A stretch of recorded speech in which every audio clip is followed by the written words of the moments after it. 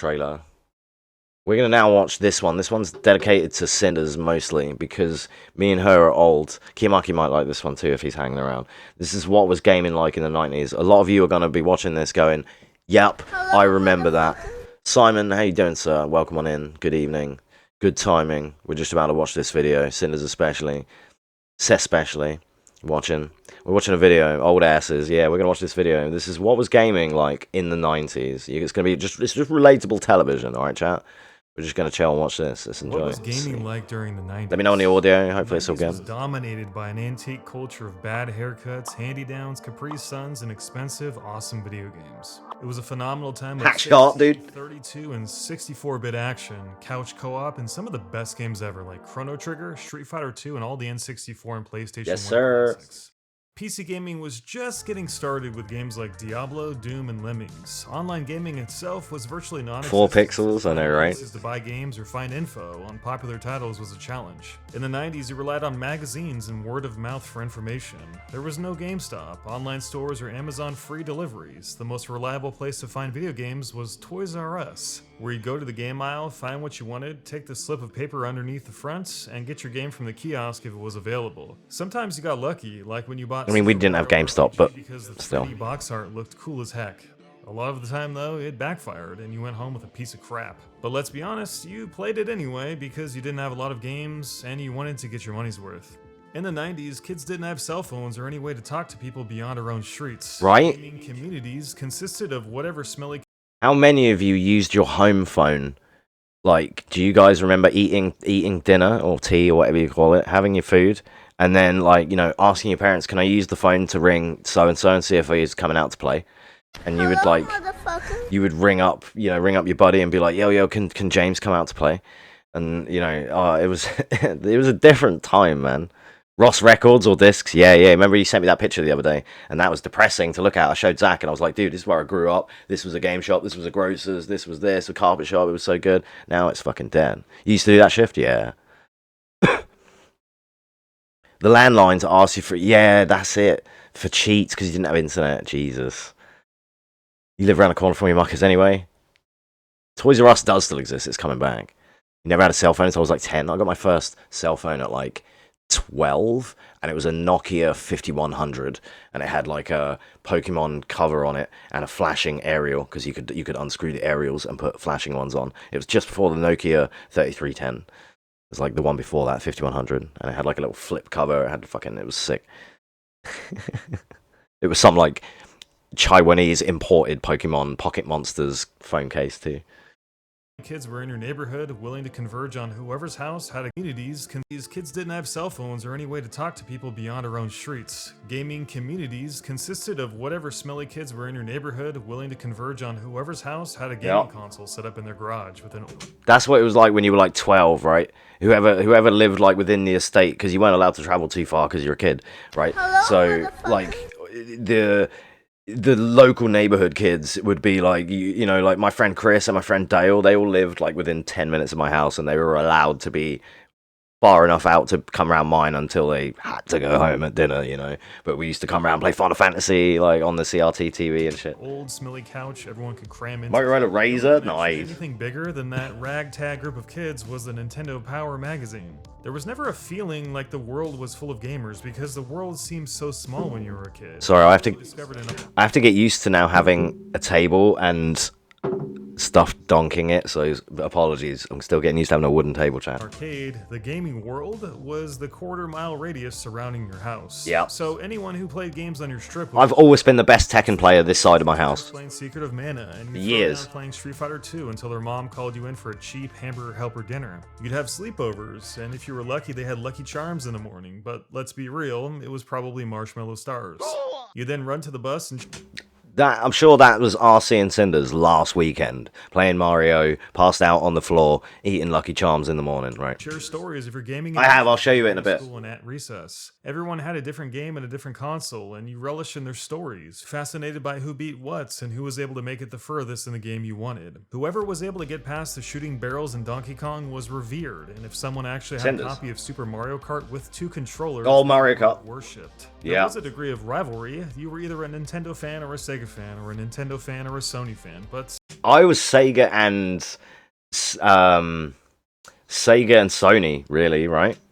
It was innocent, unlike today. Kids were just as worried about games as they were about getting a chocolate milk or a juice box in their lunch bag. The worst you'd get was Sonny some smack D, talk about Sonny how D in Mortal your fucking Kombat school lunch. had sweat instead of blood. People who played games stuck together in the early days because gaming was almost a secret society. If you played Nintendo and found 4 other kids who also played Nintendo, you were basically in the Goonies. The culture was just different. Forget everything you know about modern gaming because it didn't happen in the 90s. It was an heirloom time, but in a good way, like the Sandlot. Forget Fortnite, loot boxes, endless free-to-play games, dude, worlds with radio towers to climb, season passes, Twitch streaming, sweaty BR lobbies, guides, walkthroughs, reviews, Reddit, YouTube. Please take me back. In fact, forget the word gamers, because the word gamers did not exist back then. He also said about magazines and stuff, and I was going to touch on this because I've mentioned it before. I still have some of my PlayStation 1 magazines from the 90s, one of which has all my FF7 strats, how to breed gold chocobos and shit, do you know what I mean? Shift, 100%. It was like, they were changing, but it still wasn't there yet. Like, the early 2000s were still the late 90s again. They hadn't quite got to 2005 onwards, you know? And I left school in 04, so it was a big difference. Feel old? Am I due for a pension yet? See, I did say you are considerably older than me.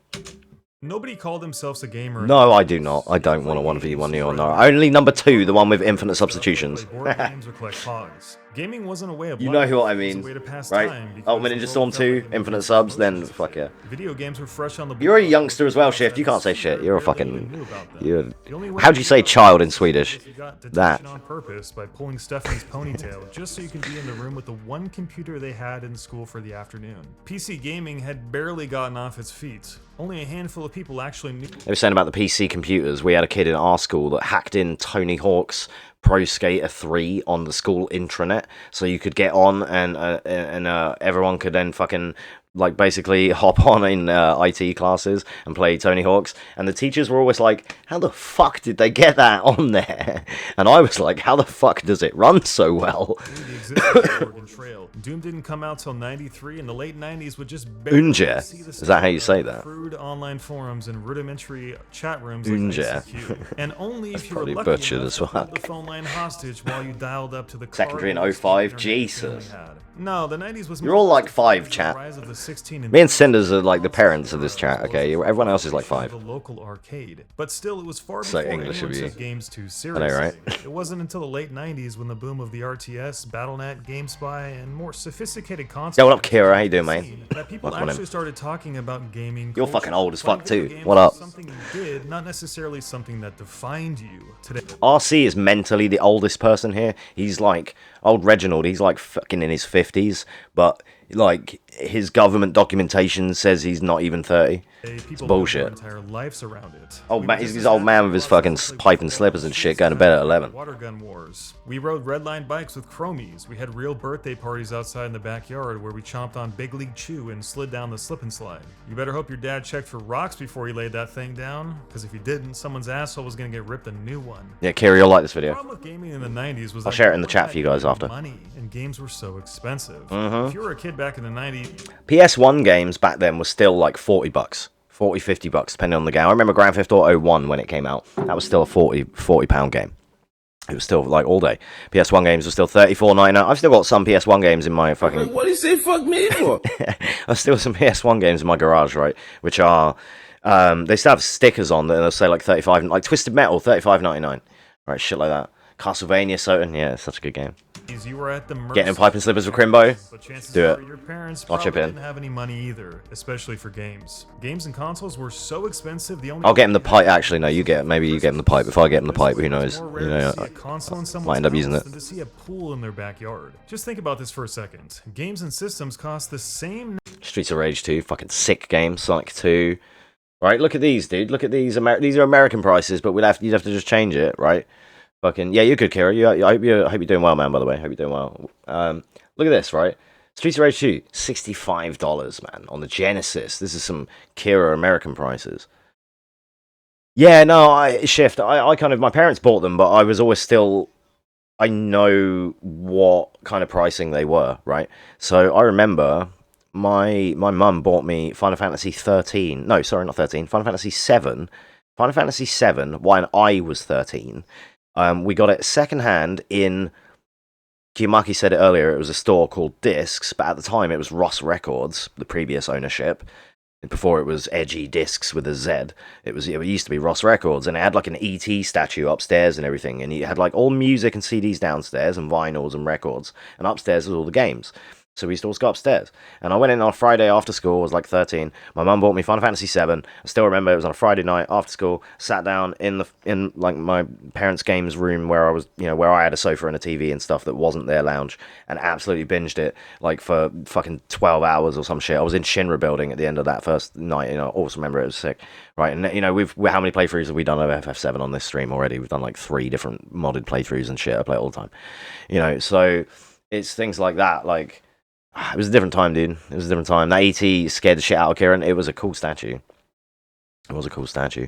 But, if you tried to get FF7 now, because it's kind of rare as well, you'd be looking to spend 30 to 45 bucks, depending on region and whatnot, regional pricing.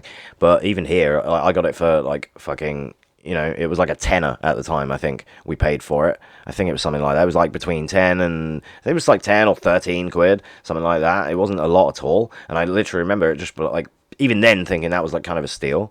But new PS2 games, like, say, when Devil May Cry 3 came out, Devil May Cry 3 was still 30 to 35 pounds. In this play, and special edition, because it was the same game but it just was DLC with Virgil and stuff, that one was like $14.99 or $15.99 when it came out. Now, as they did back then. You think 60 bucks is a lot for a game today? Try spending $80 for a copy of Pilot Wings on the N64 when the minimum wage was $3 an hour. That same game today would cost $150. The Sega Saturn was 400 bucks in '95, which is over 750 bucks adjusted today. If you really wanted to buy a game, you were outside in the heat of the summer, setting up a lemonade stand, sweating your ass off, begging for someone to come by and give you a quarter for that water. How many of you did something like this? How many mowed lawns? Did any of you guys like have to do chores or do like mow lawns or do lemonade or whatever to get enough money to buy a game? Who did that in the 90s or the 2000s? Like when you were a kid, I bet you've all kind of done it, right? Wash cars, yeah, that's another one.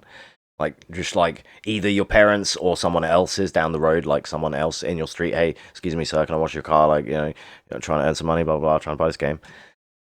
Down Kool-Aid you were selling. I have done. I have been paid to roll, yeah. Shower Jimmy with a bunch of new video games that were. I also used to, well, I'll tell you some stories offline, or there's some things I can tell you. Yeah, I used to charge motherfuckers for use of my paraphernalia. Game rentals and going to the mow the lawn at your dad's. Yeah, there you go.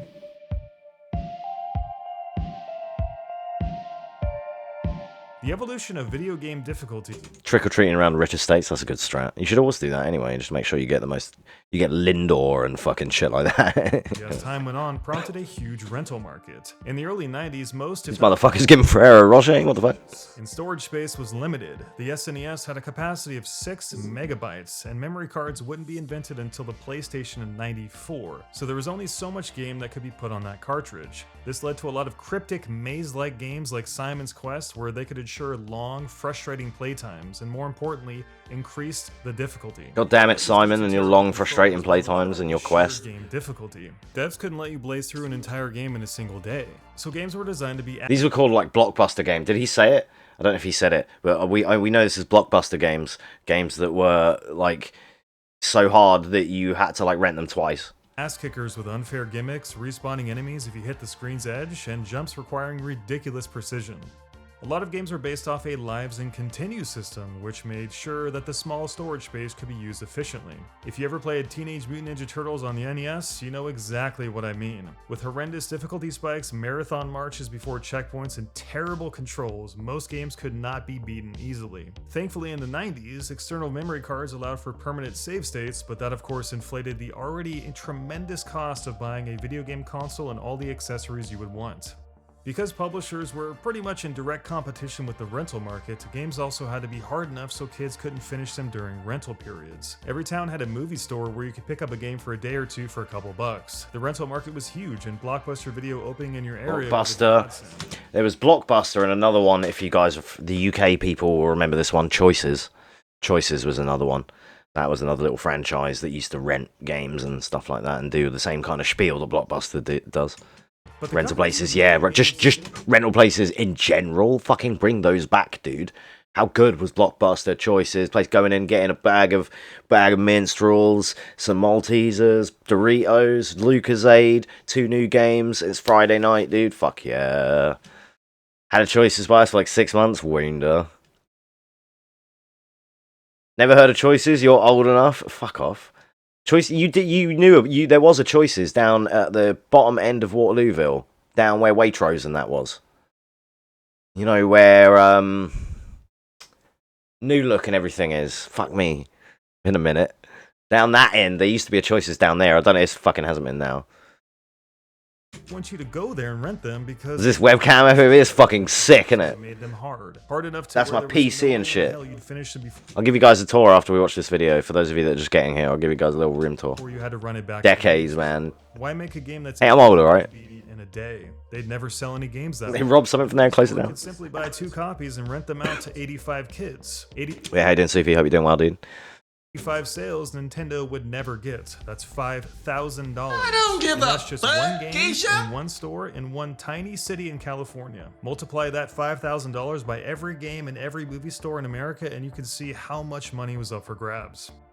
Console games were also competing with arcade games, so they had to provide value to MK3? compete with a quarter. This, in addition to the rental market, resulted in games being hella hard and hecka frustrating. Games were so hard and information and help so unavailable that it led to one of the most necessary but blood-sucking industries ever, the video game tip line. There Uh-oh. was no internet to tell you how to beat I hope none of you fell for this. Did any of you ring Nintendo fucking cheats? the level in the 90s. If you wanted help, you had to know... Letterboxd kept getting robbed for return games. That's, yeah, that was the oldest strat.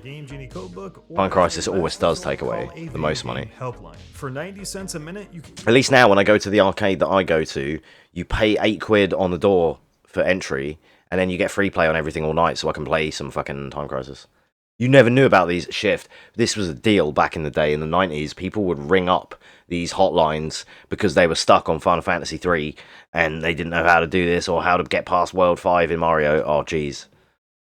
You stick the game in and go rent another one anyway. True. And ask them any question about any game ever Love Film made. was the other one. I used to rob fucking loads of them. But remember, that clock is a ticking. Lost your way in A Link to the Past? Can't figure out where to go in Secret of Mana? Want to unlock all the secret characters and internal champions? Trying to finish the Water Temple in 1999? Trying to finish any point-and-click adventure game ever made? Can't figure out how to beat Psycho Mantis in Metal Gear Solid? Yep. You needed help. Game FAQs wasn't founded until 1995, but even then you probably didn't have an internet connection anyway. God forbid, even if you did, Grandma was about to call, or so Mom would say, so you could never hold that phone line hostage anyway. Now I just squinty and go, chat, get on the game, thanks. What's the fuck? Why can't I do this level, chat? Help. So the only thing you could do was sneak off and call the hotline when Mama wasn't looking. For the price of your entire month's allowance, you had access to a certified gamer god who had all the secrets in all the games. This was a real thing, Shift, in the 90s. Because we didn't know any better. We had nothing. We fucking, you know, modem, yeah, man, there was modems. There was dial-up, you know, there was like... If you tried to use dial-up, your whole house, like, no one else could use the phone or do anything. It was like you had phone or internet, not both. Dungeons room by room, to unveiling Easter eggs. Think how cozy it is now where you're all sat on your phone, fucking on 100 meg fiber, chilling, watching porn, jerking off while streaming, you know, like, you can do what you want now.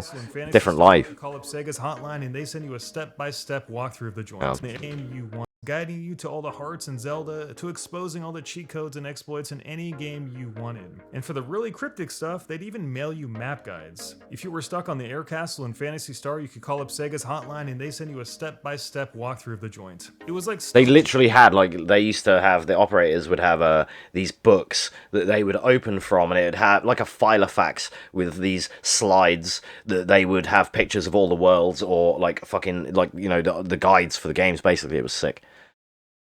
Poorly timed call blew your house up. Yeah, to leave you on exactly that. Yeah, somebody, if your nan rung your house phone while you were trying to while you were spending the next 2 hours downloading a JPEG image, going da, da,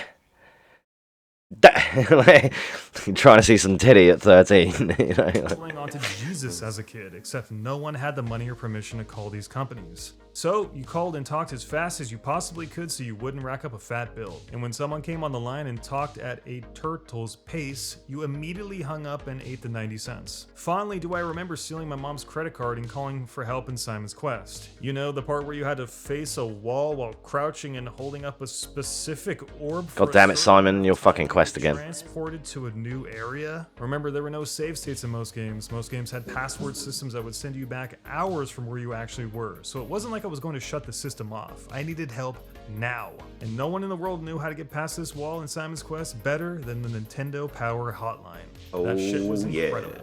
Gamers did have a little bit of help when magazines came into circulation like Nintendo Power and EGM though. I used to Nintendo get- Power was a literal... I used to have PlayStation Solutions delivered to my house every month when it came out with the paper. It was like on the paper route. So I would have it as part of the package, like delivered. It was sick. Like sometimes I'd get the official PlayStation magazine and get the one with the, you know, the demo discs, and I had loads. I've still got fucking some of them somewhere in my garage, I think. And sometimes I started with the official PlayStation magazine and then moved over to PlayStation Solutions because I was like, this shit has all the cheats every month. Fuck yeah. Like, the demo discs, yeah? You remember those? Articles, news, walkthroughs, and even reviews of games if you were lucky enough to... There is a game called Simon's Quest, write yeah. to the author and ask some questions if you were stuck on a game. These magazines were the only contact kids had with the outside world, so when you got one in the mail, True. you wrapped your Big hands. true. It was luck of the draw if the new issue had the games you were interested in, but magazines were the only way to find out anything new about games getting released, so you Yep. pored over every page regardless. I still remember to this day getting an official PlayStation magazine, and it had some artwork of Solid Snake, and it was way before Metal Gear 1 came out, and it was interviews with the creators about like how sick this game's going to be when it comes out, and it's this edgy tactical stealth action cinematic masterpiece. Well, of course it was fucking Metal Gear 1, but you know, we didn't know that yet. Before the internet, you needed advertisements to tell you about the new features of products or new games, which Medieval, good, yeah, nice. I played a lot of the demo discs just because fuck it. Even if you know, I played Nightmare Creatures and games like that on the demo discs because yeah, fuck it. You know, you may not even get the game, but you could at least check it out. It was the only way you, without renting it or spending money, it was the only way you had half a way to test out the game. It's not like now we go on Steam and get the free beta or get the free demo. It's way different, right? You literally had to pay for demos back then. The only other Apescape, way you were yeah. able to play expensive games if you couldn't afford them or even discover was heading down to the local arcade. Which, Dude, depending on region, in the 90s in the UK, our arcades were kind of dying, and I was young, so I wasn't able to like go to any of the arcades as such. Like I went to an arcade in 1998, which was in a shared complex with like a bowling place, like a bowlplex. It had like an arcade area, and it had like some fucking jungle gym, and then like opposite it had like a Fat Yarbuckles restaurant and stuff. And I played Tekken 3 before it came out on consoles on an arcade machine, way before launch at this arcade. That was sick. But it was more like, it wasn't like an arcade that people went to game. It was an arcade that you kind of used in between bowling and food. You know, it wasn't like the main attraction.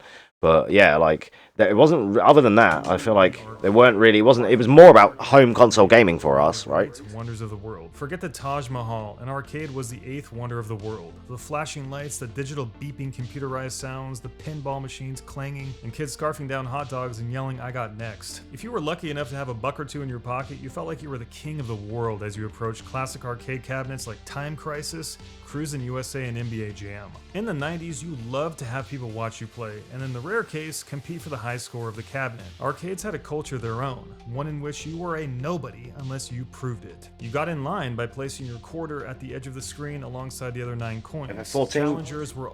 We might do some more FF14 over the weekend. Probably not tonight, but probably over the weekend, and we can try and get a few of us all on, do some fishing and shit again. I do want to get back on that. It's a good stream game.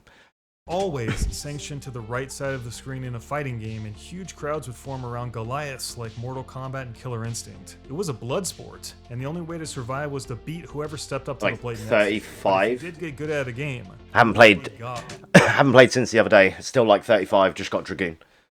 Do it, Levion, if you want it, mate.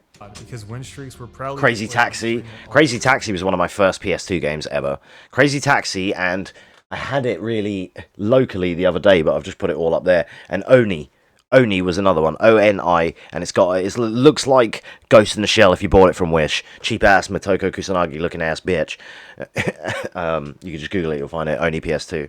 Times. It didn't matter if you were black, white, brown, I might be able to find it. buck teeth, or four-eyed. Let me see if I can find it. Hang on.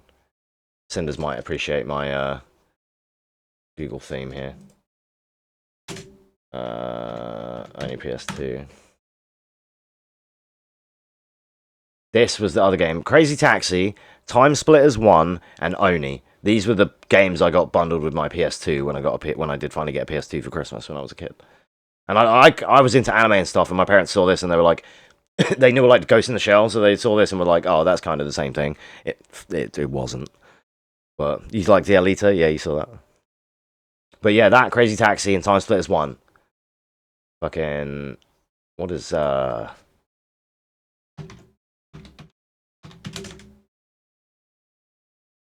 Future Perfect? It's not that one, Time Splitters, it's this one.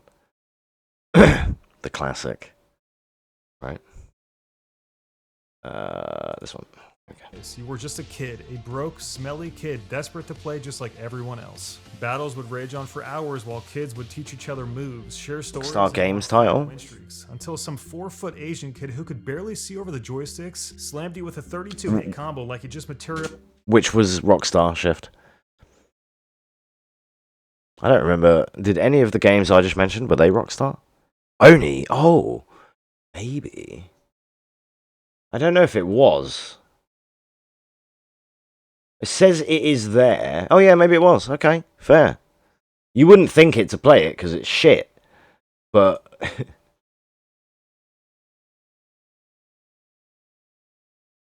and it was Bungie West. Jeez. So yeah, I think it was like published by Rockstar or something. Influenced by it's funny that influenced by manga series Ghost in the Shell. Funny, the main characters Kanoko and Commander Griffin, they bear resemblance to Motoko and Aramaki. Of course they do. Out of the Good catch, I didn't see that. Silencing the crowd and claiming his throne at the top as he finished you with a rare fatality no one had ever seen before. So titanic was the blow that you staggered back in a moment of pure amazement and embarrassment, bowing to your new Baraka overlord. Arcades in the 90s were a cultural icon.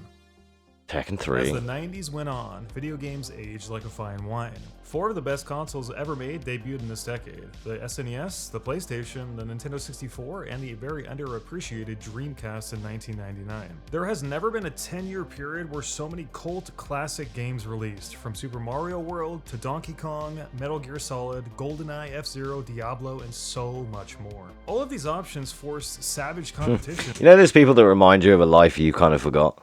Kiyomaki is those people. Fuck. He's not wrong, because I remember that exact night on top of a hill at a firework place. Half naked with some of you guys. Yeah, that was a story for another day, I guess. Maybe not for one on stream.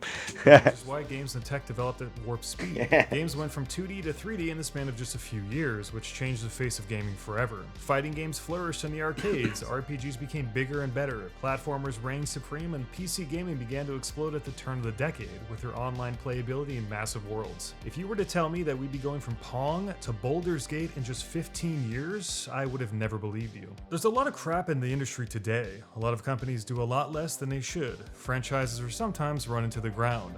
A lot of gamers are toxic, and it makes games less fun.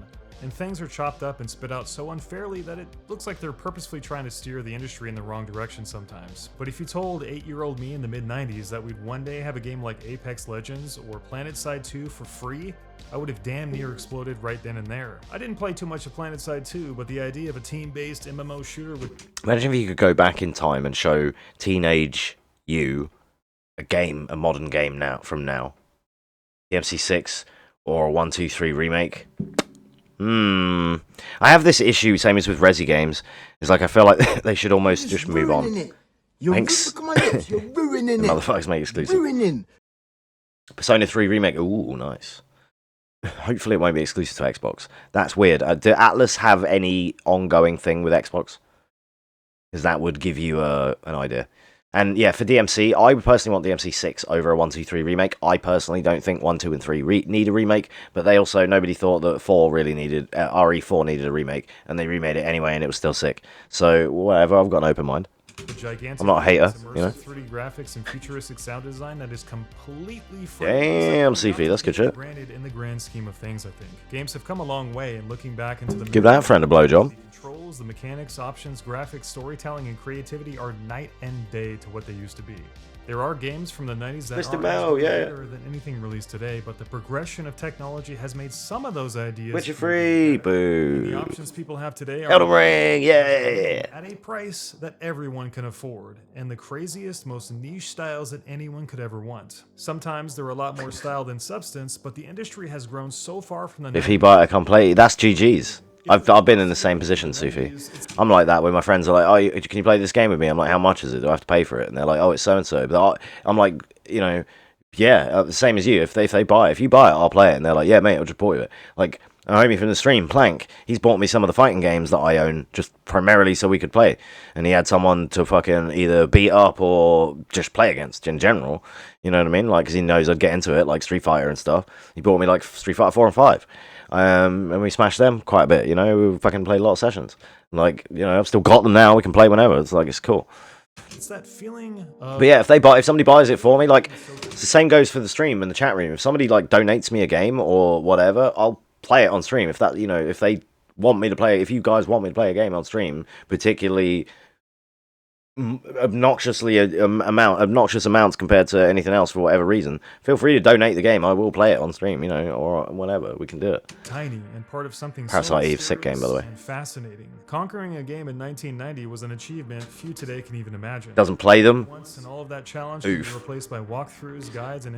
Yeah, I bought RC Resident Evil 1. He's still not played it. Sad violin! Exclamation! Sad violin. Information available online. Bat and I and the mystique can be jaded by the thousands of clips, streams, and VODs available for any game at any time. You don't even have to play games today. You can watch a Let's Play or skip straight. You don't need to play games now. You can watch me play games live at twitch.tv/Excel86J or YouTube.com/Excel86J. But not back then. Okay. Games were Follow the shit. delightful, and as someone who lived through the 90s as a small kid, Nice one. I can tell you... Thanks, Simon. What's the wackest game we can donate? Fuck no. Donate sick games. Donate me Dark Souls Remastered. Or something. I want Dead or Alive 5 with all the DLC. Bad games. No. Good games. that it was an incredible... Donate sick, good games. Honey Pop, I'm not allowed to play that. That's banned on Twitch. I know that name. I've already seen that name before. For research purposes, obviously. If I had a time machine and could live through it again as I am today... I definitely didn't already know what that was straight away, just out of memory. I guess you just had to have been there. You can never truly look back into the past without some form of rose color, because the truth is... RC doesn't play games, fake ass gamer. ...the great parts about our time on Earth. So it's possible that the 90s wasn't as cool as I remember, but... I like to think... RC rings Nintendo Power Hotline to get his achievements, is that what it is? His trophies and shit. If you too lived through the 90s, please feel free to tell us about your memories in the comment section below. Take care, you nerds, and I'll see you in our next video. Peace. So yeah, that was... For today's video. I'll let him run his little advert. Do you know what? I'll let him run his advert in quiet. So yeah, Surfshark's cool. How about that? So that was this guy's video. This is Down with Trust. That was what is gaming like in the 90s. I thought you guys would get a nice nostalgic kick out of that. Let me spam it in the chat. Just for anyone that wants to check that shit out, if you want to watch it in your own time. Yeah, it was pretty good. It was pretty good. There is also... You can set your VPN to 65. Yeah, that's cool. There, how much for the God of War Platinums? Yeah, exactly. It's pretty cool. Man, why? This is a small amount of tabs. Don't worry about it. This is all just stuff ready for streaming. to get 80% It's fine. off a subscription. This is content, alright? Don't worry about it. Best of all, Surfshark is offering a 30-day money-back guarantee, so there's no risk trying it out.